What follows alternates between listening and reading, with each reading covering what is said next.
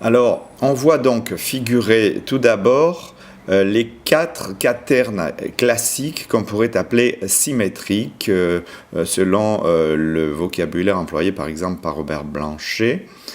Le plus important des 4 figure donc ici.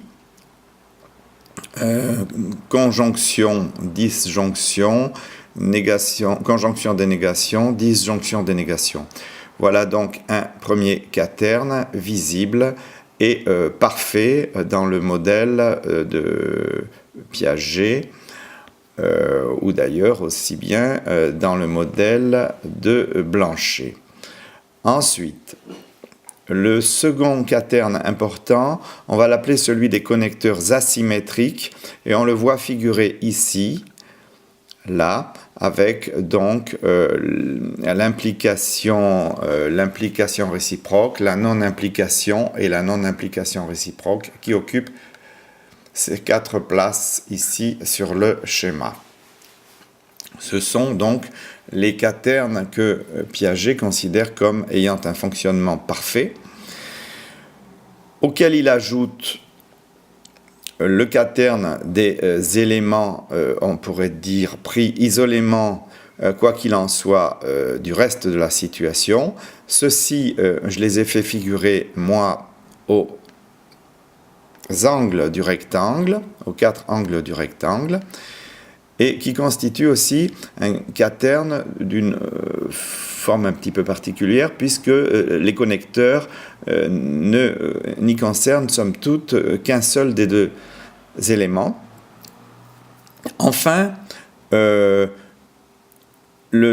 dernier quaterne que Piaget considérait comme le plus dégénéré, pourrait-on dire, était celui qu'il estimait être totalement aplati entre l'égalité et le dilemme, ou la disjonction exclusive.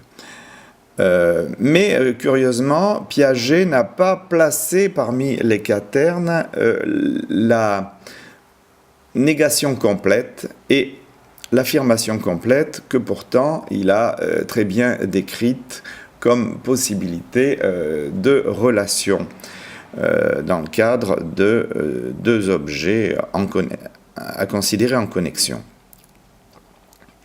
Et on peut très bien voir que l'ensemble de ces 4 figures constitue aussi une structure qui va avoir un fonctionnement de quaterne. Alors, le fait d'avoir tout présenté sur un même schéma, et je ne dirais pas dans le désordre, le fait d'avoir tout présenté sur un même schéma, qui a une particularité tout de même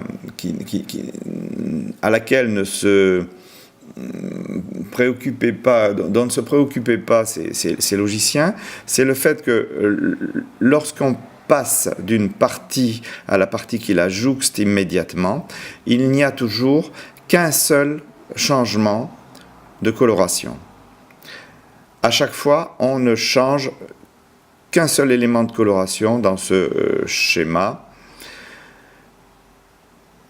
Et on s'aperçoit que si on veut respecter cet élément de progressivité logique des formes, la seule façon de disposer les éléments est celle-ci, sous réserve de la forme du rectangle que j'ai choisi moi, c'est-à-dire que c'est une affaire qui tourne. En définitive, on pourrait bien entendu toujours faire tourner ça d'une phase ou de plusieurs.